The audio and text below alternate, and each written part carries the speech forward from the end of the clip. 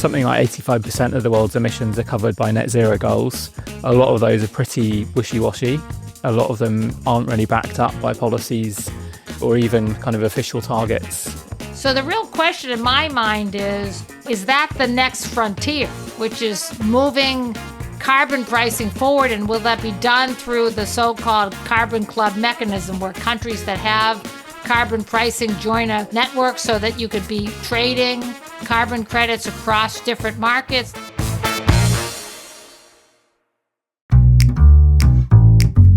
Hello and welcome to The Energy Gang, a discussion show from Wood Mackenzie about the fast-changing world of energy.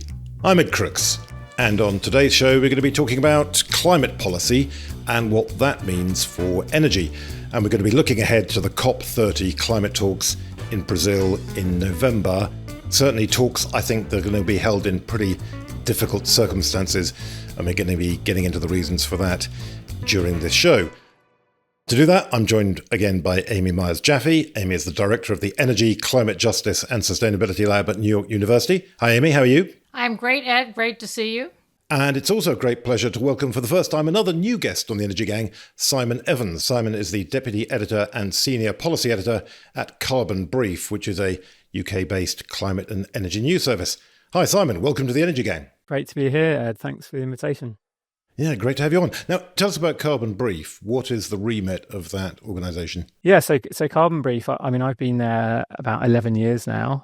So I went there from the ENDS report. Effectively, it's grant-funded journalism. We do lots of in-depth journalism on climate change and energy.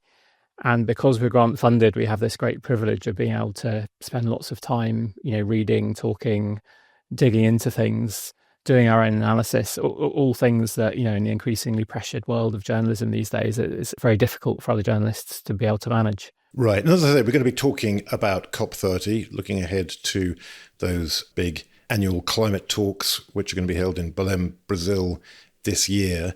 COP stands for Conference of the Parties. This is Conference of the Parties to the UN Framework Convention on Climate Change. I saw you, I'm pretty sure, at the last COP, COP29 in Baku, Azerbaijan. You're presumably a regular attender of these things, are you? How long have you been going to COPs? Yeah, I've been going for a long time. My first was actually in 2015, the Paris summit, COP21, which was, quite a baptism of fire, I guess you would say. But I've been to most of them since then. I missed a couple for, important life events, babies, marriages, that kind of stuff. So, Simon, has everything since Paris been a letdown? I mean, what's your perspective, having started with Paris, thinking maybe that it's an effective institution? Well, I mean, there's a bit of a pointed question there, Amy, which I'm not going to respond to. But you should respond to it. Come on, go on. Well, every year the COP comes around and someone posts a chart showing global carbon dioxide emissions, and they keep going up, which is a problem because as long as they go up, the climate's going to get hotter. And people say, oh, well, look, this is when Kyoto was, this is when Paris was, we don't seem to be solving this problem. But on the other hand, since 2015, since the Paris Agreement, projections of where we're going to end up this century have come down dramatically from, 3.5, 4 degrees down to, something 2.5 to 3 degrees. So sure, it's we've not solved this problem. We've got, we've got a long way to crack it, but we're doing a lot better than we were. So Simon, just, this is a really critical year because last year there was a lot of discussion about whether the actual framework of consensus and the meetings was going to be the best way to get international cooperation. So do you see this as a pivotal year for the sort of institution of the COPs? I mean, so there are two ways in which this year is super important. Firstly, we already saw a lot of conversation heading into Baku last year at COP29 about the future of multilateralism, particularly since the election of Donald Trump. And that happened literally just before Baku, literally just before COP29. A lot of people saying, well, how's this process supposed to make any progress? And it was pretty fraught, let's be honest. There were real struggles in terms of getting the agreements that they wanted to get by the end of it. But they did manage. And I think that was sort of seen as a kind of reaffirmation of the purpose and potential for progress through multilateralism. But this year in COP30 in Brazil, it's going to be another test of all of that.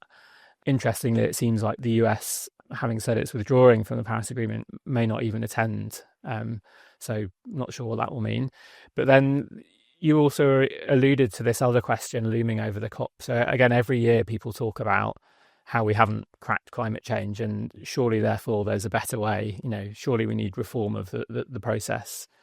I guess me saying that it comes up every year is a hint of how I might go on that answer. Basically, it seems like it's a lot easier to say this process is failing than it is to come up with a credible alternative. So for sure, the Brazilian presidency's already talked about the idea of, reform of the process. It's been on the agenda already at the intersessional meeting in Bonn in June, and it's going to be on the agenda officially in Belém, which it hasn't been before. But I don't really expect kind of revolution out of that. I think there will be some little tweaks here and there. They may agree a series of changes to try and make the process more effective and more efficient. And as I say, it's easy to carp, but it's pretty tough to come up with a better option. Yeah, so I definitely want to get into that whole question of alternative ways forward later in the show. Before we get to that, let's just go back to COP29. In the final analysis, what was your judgment of the way COP29 played out? First of all, I think there's always this sense, and it's sort of encouraged almost by people that participate in the COP, that it's like this one big bang moment every year where we're going to sort things out. And I just think that for all sorts of reasons, not least the fact that you're trying to agree stuff by consensus among nearly 200 countries, it just doesn't work like that. Most of the genuine progress on the ground comes in countries through national governments. And actually COP30 is a really good example of that. Like, it's a really pivotal year for the Paris Agreement, because we're meant to be seeing all of these new national climate pledges, nationally determined contributions out to 2035. And they're all supposed to have been submitted by February, and they got an extension until September. And so by November, when we're in Belém, we'll see what those really stack up to. But that's all before the COP, right? That's not at the COP. And that's much more important in many ways. The sum total of effort that countries spell out through those plans is much more important and impactful in terms of emissions and what's going to happen on the ground than any agreement that they could come to in Belém. On the climate finance deal, I think if you had been following those conversations through the months running up to COP29 last year, it would have been abundantly clear that the sorts of sums that people were talking about, trillions of dollars a year of climate finance to flow from rich to poor countries, that was never ever going to happen. And so you could see that as a failure, and lots of people that wanted that sort of thing to happen will see it as a failure. But I also think that's just a totally unrealistic expectation, right? So the best process in the world can never live up to those sorts of expectations. So I think that, for me, in a nutshell, encapsulates many of the reasons why people get dissatisfied with the COP, because they go into it with this idea that it's going to solve everything, and it simply can't. So let me follow up on one point, deconstructing that, because, one of the things that's being debated is whether or not this so-called consensus framework is a barrier or a utility. At the last COP, one of the things on this subject matter of the announced finance plan, India actually objected, correct? And they've been a major voice on how climate finance should function and what the obligations are for already developed nations. So take us a little bit down the story of what happened there, and what do you think it means for Belém? Yeah, so specifically what happened around that global climate finance deal that they agreed in Baku, it was gavelled through by the COP president, so the Azerbaijani leader of the meeting. He literally hit his gavel on the table and said it's so agreed, and everything is agreed by consensus. But what people tend to misunderstand is that consensus literally means everyone has to vote for it. That's not quite how it works. So effectively, you can agree things via consensus, even if one or two countries object. And indeed, infamously, that something similar happened for the adoption of the Paris Agreement itself back in 2015. And so that doesn't mean there wasn't consensus. But then, if we wind things back all the way back to the beginning of the UN Climate Convention back in the early 90s, it was the plan that there would be voting. that they would seek to reach agreement on everything through consensus, but in places where consensus couldn't be reached, they would have a vote, and it would be something like a 2/3 majority required to pass things. If they couldn't reach consensus, they would have a vote, and it had to get a big majority. Now, those rules of procedure, which are very similar to the rules of procedure for most kind of other UN type meetings on all sorts of other topics, those were never agreed, effectively because of fossil fuel lobbying. I mean, there's a whole backstory there. It's really fascinating. In fact, the play that's been running in the UK recently called Kyoto is kind of all about that backstory, about why fossil fuel lobbying prevented the UN climate regime from having voting. So ever since then, people occasionally pop up and say, well, it's ineffective, it's lowest common denominator, it's really hard to get difficult things agreed because it has to be by consensus. And surely we should move to a voting system, as was always intended. The trouble is that to achieve that, you have to have like a really big majority of countries agree to it. Have to have a vote. Yeah, and then on top of that, you would have to have countries go back to their national parliaments and ratify the agreement all over again. So it's one of the ideas around how you might reform the COP to make it more effective, but ultimately it's a relatively unconvincing and quite difficult to achieve one. And what was India's objection? I mean, they've been advocating for a really solid agreement on global climate finance. Yeah, I mean, fundamentally, they wanted more money to flow from rich countries to poor countries. That's the shape of it. And some of the nuance has been, to get into a different topic, I think one of the ideas that were floating around was this idea that if there were carbon taxes or carbon pricing, that somehow some percentage of that revenue should not actually go to, say, the OECD countries, but should actually go to the developing world. Yeah, so one of the things that countries like India, like China, really object to that's happening recently in global climate policy is carbon border taxes. The EU is introducing a carbon border tax as of next year. And that means that anyone importing into the bloc has to pay a carbon price equivalent to the price faced by producers within the EU countries. That's seen as like a unilateral measure, which, the EU has done that unilaterally without getting agreement for anyone else. And yeah, countries, as I say, like India, they're really unhappy about it. I think it's quite an interesting one because it's actually ended up getting quite a few countries to make their own moves. So some countries, for example, have said, well, if my exporters are going to have to pay this carbon tax to the EU, then why don't I have my own carbon tax?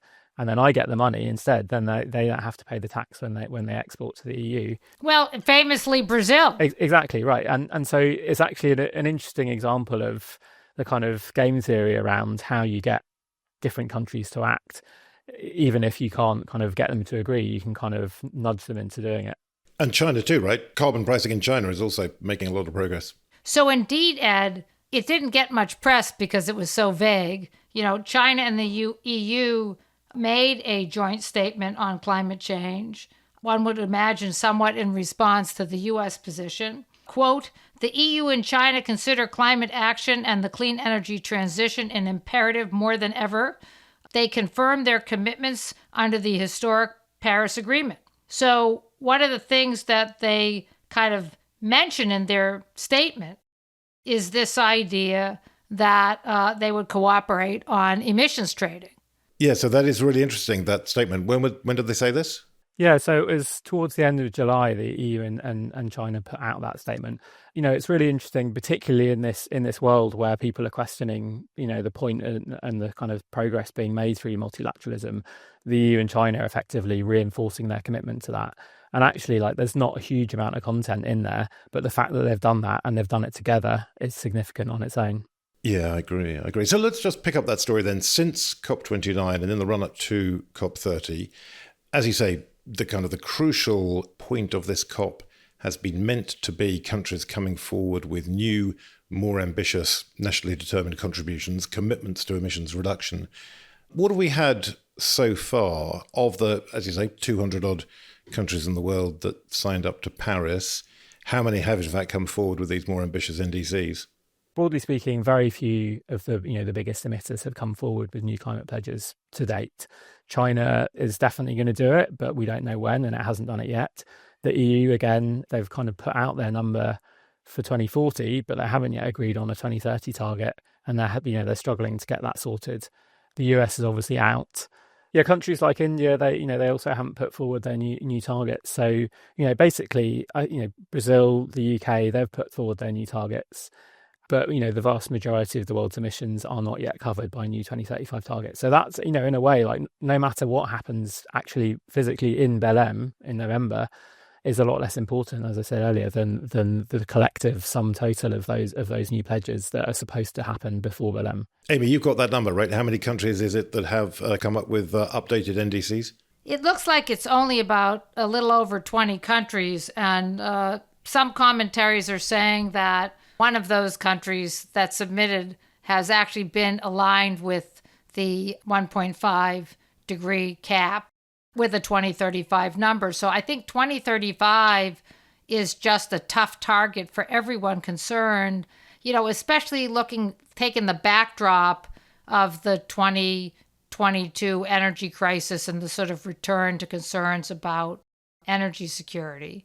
I think one of the things, the difference between, say, 2035 and the longer range goals for 2050 is that the cost and the implementation of renewable energy has really come down, same for batteries. And when you look at what China's doing in its economy and its export plans, it seems more realistic that the energy security thing will kind of peel away as we move forward. And we might have a better outlook for 2050, but I think it's hard for countries to lock that down in statements for 2035 because of all the politics, domestic politics surrounding energy pricing in many countries. Yeah, absolutely. And so, Simon, then, given all of that, given that, as you're saying, most of the world's leading emitters not yet having submitted NDCs, as Amy was saying, only about 1 in 10 countries in the world having submitted one in total, you were making the point that, okay, it's wrong to kind of get fixated on the talks themselves as the crucial thing in terms of international climate policy. It's not there that the global effort to tackle climate change kind of succeeds or fails. On the other hand, they are kind of focal points, and they are kind of incentives, and they set deadlines, and they encourage governments to work towards these objectives, like coming up with their new NDCs, in order to be able to take part in those talks. I suppose, viewed in that light, it does still make sense, doesn't it, to think about the question of, is COP30 going to be a success or a failure? Yeah, sure. I mean, I'm not trying to say that COP's not important. Of course, it's like a vital part of that global, it kind of coordinates. And it's like a moment when everyone checks in and says, how are we going? So, of course, it's important. It brings people together, literally. Tens of thousands of people will be going to the COP. And that's not just the negotiators, that's all around, and you've got businesses and, governments and so on. So, of course, all of that's important. But I'm just saying, like, the nature of China's next NDC, the nature of the 15th five-year plan, which covers the next 5 years, the way that the huge growth in China's clean energy economy translates into its, the way that it deals with other countries, in terms of its bilateral relations, but also multilaterally, those are all much bigger and more important things that will affect how we're going to get on in terms of climate targets than, whatever they agree in Belém, I would say. In terms of what we can expect, in terms of the issues that the COP's meant to be considering, and as you say, this big update to the NDCs, realistically, what can we expect, do you think? I mean, perhaps ask that question another way.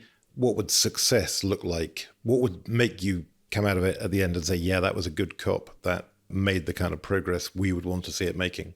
So I think there's like a little bit like last year in a way, there's a kind of de minimis. If they can't, agree the stuff that's on the agenda, then that's going to look like total failure of multilateralism, and, all the calls for COP reform and, wider reform of the UN are going to just grow louder and louder. So, there's stuff like the global goal on adaptation. People will be familiar with the temperature target of the Paris Agreement, well below 2 degrees and trying for 1.5. There's also supposed to be a global goal on adaptation, trying to, prepare for the effects of climate change that we can't avoid. And they've never agreed that, and it's very complicated because it's very context specific. They're supposed to kind of finalise that goal in Belém, That's one thing. If they can't agree that's not going to be a good look. Another thing is, as I mentioned, COP reform is going to be on the agenda. So, you would hope to see something substantive, probably not going to be game changing or, dramatic, but that there will be some elements of that. Sorry, just to jump in on that one. And what might that look like then if there is a reform? What might be different? So, I mean, one of the things that happens every year at the COP is there's like a million different things on the official agenda. And that makes things really tricky, particularly for small countries that don't have many negotiators. You get these ridiculous kind of all-night sessions. It always runs late by sort of 24 to 36 hours. So one idea is simply like, let's have less on the agenda. Let's not try and negotiate everything every year. That seems like a bit of a no-brainer. But it's, that's tricky because then you have to decide which things to do which year, and people will always have their own priorities, right? It's particularly tricky this year because one of the things that some of the low-income countries are saying is that the price of accommodations is so high, they can't afford to bring a large delegation. So that puts them at a disadvantage to this process that you're describing. Yeah, absolutely. I mean, that's always a problem. That's a problem every single year. And, one of the problems with COPs running late is that, again, particularly the sort of less well-off countries, they tend to have small delegations. They tend to have firm bookings on their flights home, and they start leaving. And so you get towards the business end of the COP where they're in a final plenary trying to hash out, the big kind of banner deals, whether that's the global climate finance goal or whatever it is. And yet, representatives of certain countries have already gone home because it's run over. So yeah, I mean, it all compounds. It's not, it's no one's idea of a particularly functional process. But again, as I said, it's hard to think of how you'd do it differently. Yeah, that's contextualized by the fact that in May, the UN announced that it had a $6 million budget cut to avoid, a financial default. They had a $200 million cash shortfall last year, and they're trying to work out to reduce their risk or ameliorate the risk that if the United States doesn't pay its mandatory contribution on time or at all, that they can still function. And people that I've talked to within the UN system say, hey, listen, we agree there was a lot of waste. There's a way to cut costs. But, one of the big things is they're moving more things out of New York City because New York City is so expensive to operate. They're moving people back to Nairobi and other locations. That's part of the process. This whole role of the U.S. thing, it's not just, are we here advocating for climate accord? It's also just for the whole operation of the UN and this part of the UN. Yeah, that's a great point, that the whole sort of infrastructure, the architecture of multilateralism is actually crumbling, is being undermined. And that then is going to make it harder to achieve those kind of substantive outcomes in terms of international cooperation. Sorry, Simon, I interrupted you as well. You were listing off your list of things that might look like successful outcome for COP30. What was the other one? Well, I think the other thing that's happened increasingly in recent years at the COP is there's what's called the action agenda, which is like outside the formal legal negotiations. You get these kind of big, showy pledges. So there was like the global methane pledge, like a big group of countries said they'd cut methane emissions 30% by 2030. You had some pledge on ending deforestation by 2030. Countries get together in smaller groups when they can't get agreement from all 200 countries, and they make these big showy pledges around the sides of the COP. But there's very, very seldom any follow-up or any kind of real accountability or tracking. And there's no real links, no formal links between the negotiations themselves and that wider stuff. And so one of the things Brazilian presidency of COP30 has been talking about is trying to kind of more formally link the action agenda with the negotiations. That might be done through some kind of reference to the action agenda within the formal outcome text. But also to kind of organise the action agenda around. So we had like the global stocktake, a couple of years ago in the UAE, and there were a bunch of targets in there, like tripling renewable capacity globally by 2030, transitioning away from fossil fuels, all this kind of stuff. But again, like very little actual kind of tracking of progress and accountability. So organising of the action agenda around those targets which have been agreed. So something that kind of sorts some of that out. And, of course, we're in this world of moving from pledges to implementation. And so the action agenda, where the action's supposed to be talked about and tracked and happening, that, I think they have the idea of trying to formalize that. And that, that seems like it would be a positive step. Yeah, that is very interesting, and also raises another question more broadly that I'm very interested in, which is, this is an energy podcast. We're very interested in implications for energy. As you say, when you look back at Paris in particular, in terms of having a huge impact on the global energy system, the global energy industry, very much encouraging governments around the world to push ahead with policies that supported low carbon energy. Since then, it feels like, as Amy was saying earlier, for various reasons to do with energy security and the cost of energy rising up the agenda, some of that momentum has ebbed.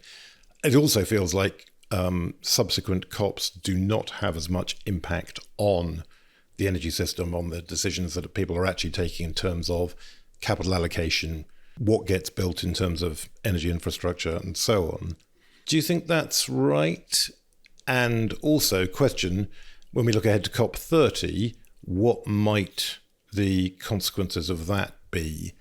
And in terms of how COP30 might change the global energy system, what would you be watching for? This is a really tricky question. And I guess in the same way as I kind of caution against the idea that the COP is a big bang that kind of can solve everything, equally, I would say that, you can't necessarily draw an easy straight line between even something as big and momentous as the Paris Agreement. It's quite hard to draw a line from that to specific decisions that individual countries, governments, or even companies take.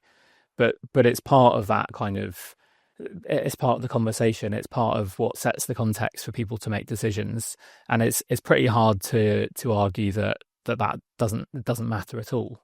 If the likes of Saudi Arabia thought that it didn't matter whether we said we were going to phase out fossil fuels or, transition away from fossil fuels or whatever the wording was going to be, then why did they put so much effort into trying to influence that at COP28? Well, and why are they putting so much effort into diversifying into other kinds of forms of energy, even in Saudi Arabia? So, there is an impact, and I would take it a step further, because countries have invested in the transition in big ways. India has put even a lot of money in solar and hydrogen production. So you see these trends. I think the interesting thing is that in the Chinese EU statement that I mentioned, they actually reaffirmed their commitment to something called mission innovation, which again, Simon, to your point, was one of these things that was sort of a side initiative.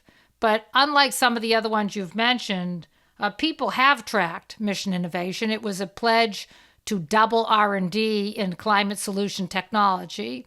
They didn't quite reach doubling, but a lot of countries, U.S. and China, of course, at the time of the Paris Accord, because that's when it was announced, really increased their spending in R&D. But you also got other countries like Brazil and others that signed on to mission innovation that also put big increases. And we are seeing the impact of that. We are seeing that in the lower cost for solar. Just understanding where we're going in China in terms of the momentum of clean tech, not only in China, but as an export product. And then, even though we've had this reversal of the Inflation Reduction Act by the big, beautiful bill, the United States is still doubling down on a lot of these technologies. And even, you got to remember, like ExxonMobil invested in lithium, and the Chinese have these breakthroughs in other kinds of batteries. So we are really actually making progress. And it'd be interesting to see what happens with mission innovation, because the United States really is not going to want to give up its edge. And it's one thing, what does the White House say about R&D, but it's also the Congress, which is very committed to U.S. R&D. Yeah, that's a really interesting point. And to Amy's point, Simon, about China driving the transition now, could you make the case that the whole apparatus of multilateralism, everything that goes through the UN, the UNFCCC, the COPs and everything else that goes with that, is actually becoming less significant? So maybe, Ed, the word isn't less significant, but just less vital in terms of setting the stage, right? That there is a certain amount of momentum, and so the critical function, which is to create momentum, is less important, right? I think we're like wording matters. One would argue somebody who's out there like a low-lying island state would say we need to really accelerate effort. And when we talk about the acceleration process, the question I think I have for Simon is there anything that could come out of Belém that would actually be accelerating to the process? Yeah, I mean, I think it's a fair challenge. I think one of the things that struck me in Baku, just by way of example, and it's the sort of thing I'll be looking out for in Belém, is the really clear statements that came out of China during the talks. And so it's about the signals that governments can give, during the talks, even if it's not, specifically about the negotiations. And they said really clearly, sure, Trump's just been elected, but we're still all in on our climate efforts. We're not going to change course. And furthermore, we're actually open to doing a bit more in terms of climate finance than we've talked about previously. So there's those sorts of political signals that I think can be really significant and do often come out of the COP. I think, there can be sort of smaller practical things like Article 6 of the Paris Agreement to do with carbon markets. That was finalised in Baku. It wasn't much talked about at the time, but it's now looking very much like it might finally bring carbon markets, international carbon markets, that is, back into the EU's climate policy making through its 2040 target. So again, that's quite a big, significant impact of the COP. But I think those political signals are probably the bigger deal. Yeah, good point. So let's think a little bit then in that context about the future of the global effort on climate change and the question of whether we do need something different. I'm reminded of COP, so I'm pleased, I can't often do this, but I'm able to pull rank on you, Simon, in terms of how long I've been going to COPs, because my first one was 2009 in Copenhagen, COP15.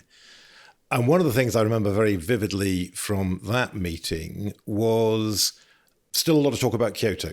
And the Kyoto Agreement sort of still loomed large over the negotiations. And people were talking about how do we take Kyoto forward and can we finally make Kyoto work and all this kind of thing. But it was sort of clear, really, the unspoken knowledge that everyone had was that Kyoto was basically dead.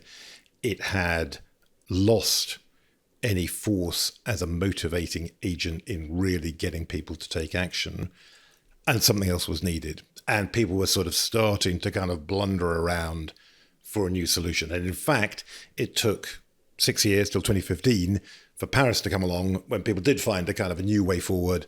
And that was the thing that kind of injected a massive burst of new momentum and energy into the global effort on climate change.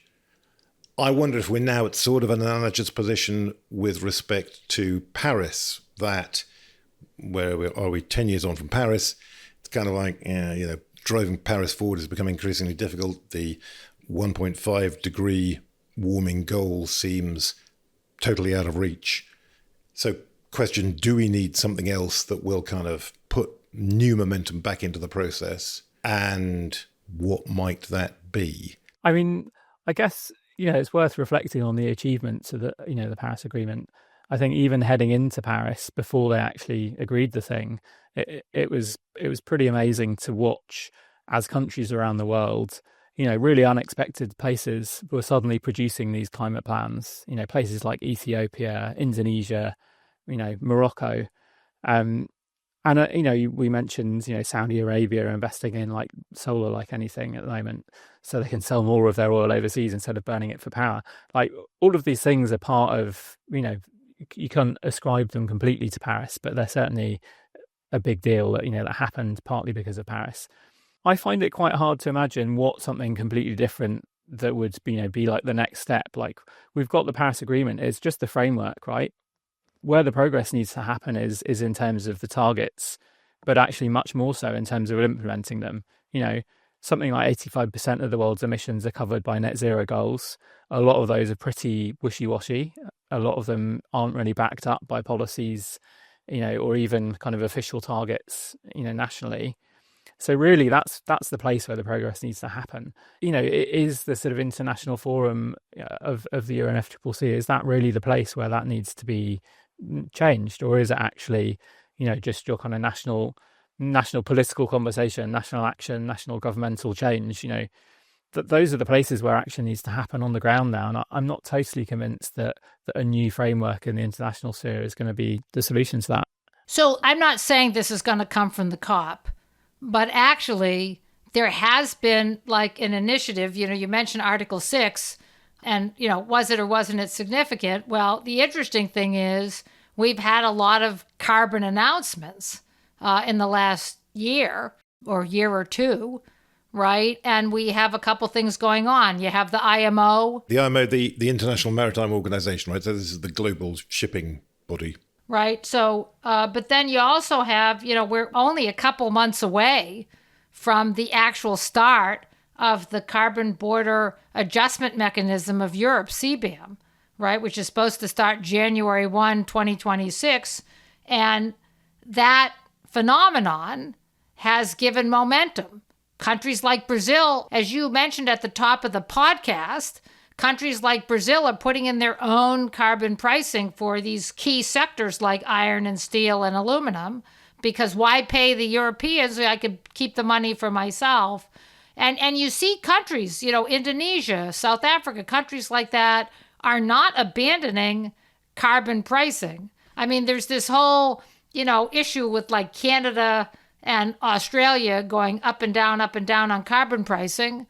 But in the United States, California's system is working, and the EU seems to have worked out its market is functioning better than it has in the past. So the real question in my mind is, if the EU stands with the CBAM and other countries continue to put in carbon levies or carbon border adjustments even the U.S. Congress has talked about its own form. Someone in the United States Congress figured out that our carbon intensity of our industry is actually lower than the global carbon intensity. So they've talked about putting on a border tariff. So the question is that the next frontier, which is, sort of moving carbon pricing forward? And will that be done through the so-called carbon club mechanism, where countries that have carbon pricing join a network so that you could be trading carbon credits across different markets? Like, you could kind of imagine how that might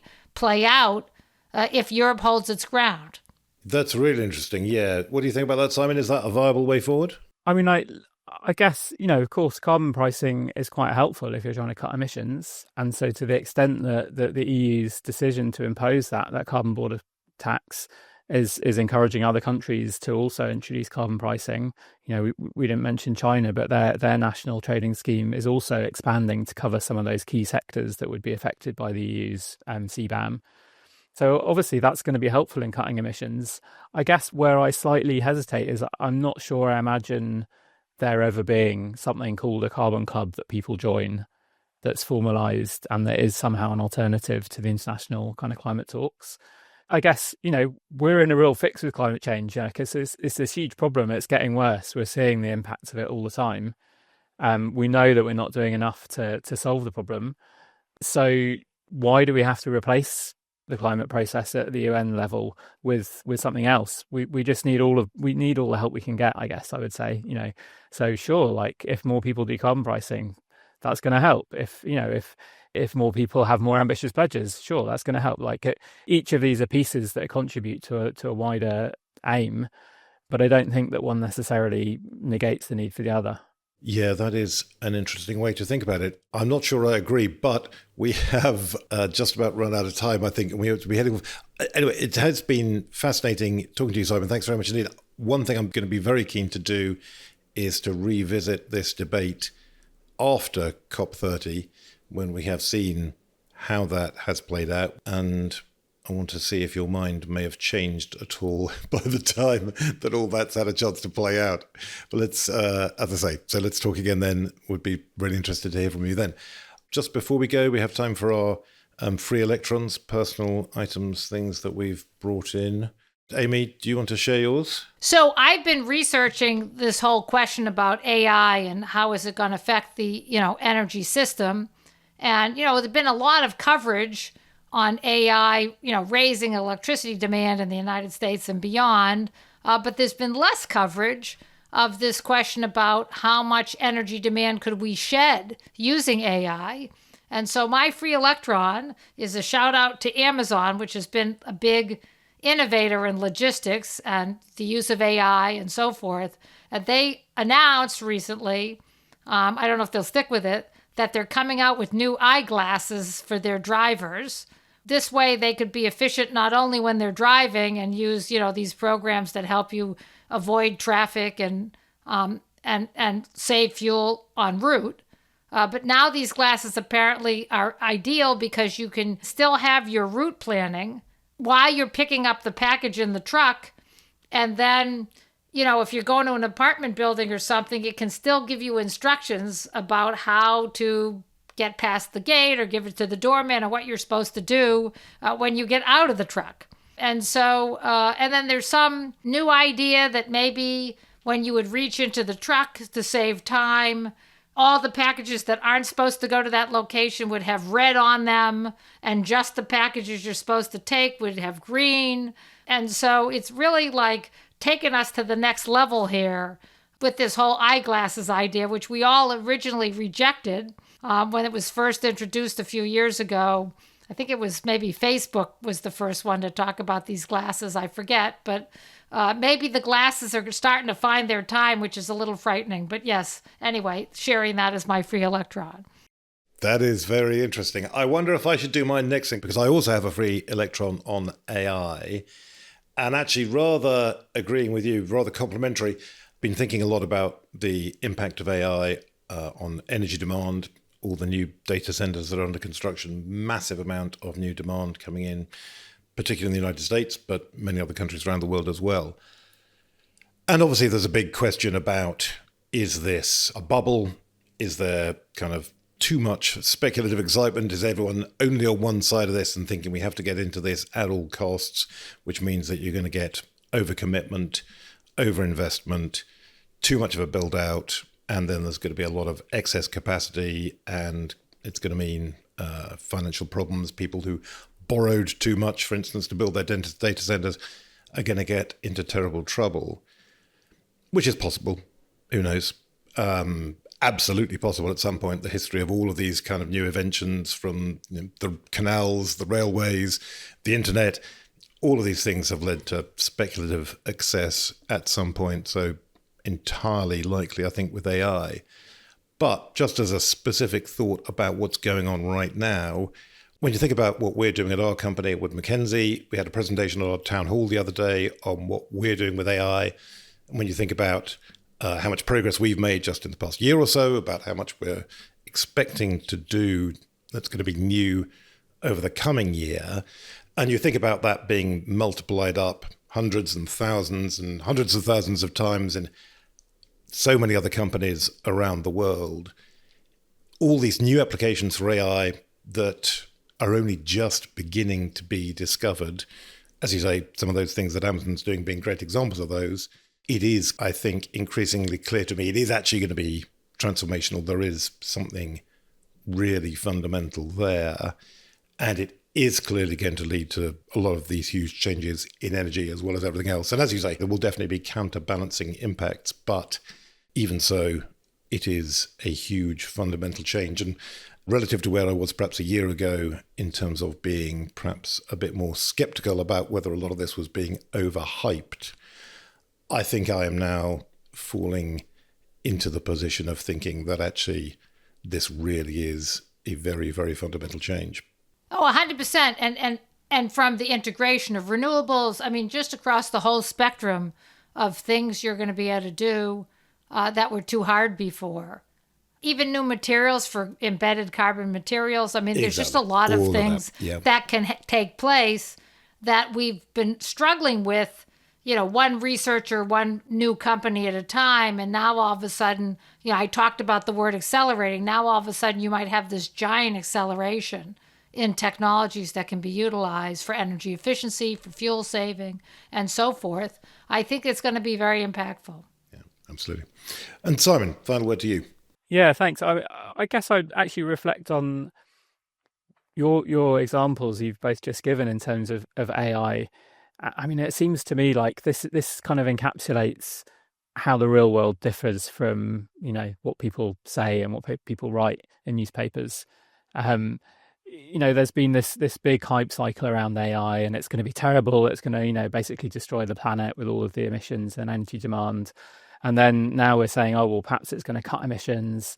And you know what? Like, the reality is messy. It's complicated. It's going to be somewhere in between, right? We kind of know that intuitively. And, I think, COP30, I'll tell you for free now, Ed, it's going to be disappointing. Everyone's going to, it always is a disappointment. All of the new NDCs, those are going to be disappointing too. They're certainly not going to bridge the gap to 1.5 or even 2 degrees. But do you know what? They're probably going to be better than where we were today. There's going to be a step forward of some sort. So I guess that would be my kind of closing reflection, really. If you look at the world, we just passed 1.5 degrees last year. Every week there's kind of some new extreme weather event, particularly, over the summer in the Northern Hemisphere. And climate politics is in a really bad way. And we've got all of these, people like Tony Blair coming out and saying, all sorts of things about how we need a new approach to net zero and blah, blah, blah. And, like the climate consensus is broken in the UK. Mainstream media in the UK is consistently, putting out misinformation about net zero, either because they don't know or I don't know. I don't speculate on their reasons. But against all of that, do you know what? Like, clean energy investment last year was 2 trillion. It was double fossil fuel investment. All of the records in, renewable energy expansion. You look at what's happening in China, it's, 212 gigawatts of solar installed in the first half of the year alone, which is much more than most countries have in total. And so, sure, we're still pretty screwed when it comes to climate, but we're a lot less screwed than we were last year and certainly than we were 10 years ago. Cheerful thought to end on. A lot less screwed than we were. Yeah. Well, I so hope I can't that's do better true. than that, but Yeah. No, I'm joking, but actually I do fundamentally agree with you. And as you say, in all of these things, the being a bit less screwed actually could be really important. Every 0.1 of a degree makes a difference. And I do think there might be a day where we hit a critical mass of disasters where it does actually change the narrative away from that so-called energy security, I have to use coal, to we need to do something about this and we need to do something now. And moreover, like in the US context, people want to build data centers. They want lots of new electricity supplies. The cheap and quick way to do that is actually renewables, right? So actually energy security and climate action go hand in hand in that case. And that's true, in many contexts around the world. No question. And people, I think that's where you get to this, what's the narrative versus what's the reality? The reality in the United States is in many locations, there weren't outages this summer because of batteries, not because of natural gas. And I think that's true in other parts of the world as well. LNG is really expensive. So we can all talk about natural gas, but, what are we actually talking about? Even in the African context, hydroelectric and in Kenya's case, geothermal is really what's pushed the continent forward towards electrification. And when people actually are talking about natural gas, they're really actually speaking about LPG for cooking. They're not really speaking about imagining these large natural gas pipelines moving natural gas around, because it's not practical. And it's not the future. I agree with some of that. There's a lot to unpick there. But unfortunately, we do have to leave it there, and we'll have to save that whole debate for another show. For now, though, thanks very much indeed, Amy. Great talking to you. Great to be here. Great to be here with Simon.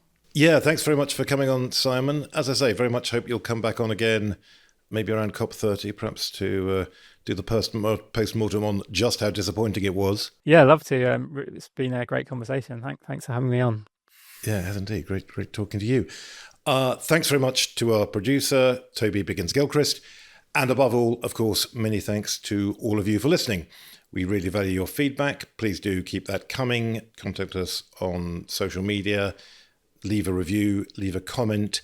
As you may know, we're on YouTube now. We're going to be putting some of our shows on YouTube, so you can leave comments there.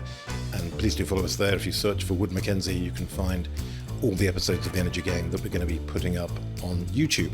Or, of course, just keep listening to us on all of the podcast platforms, where we'll be back in 2 weeks with all the latest news and views on the energy transition. Until then, goodbye.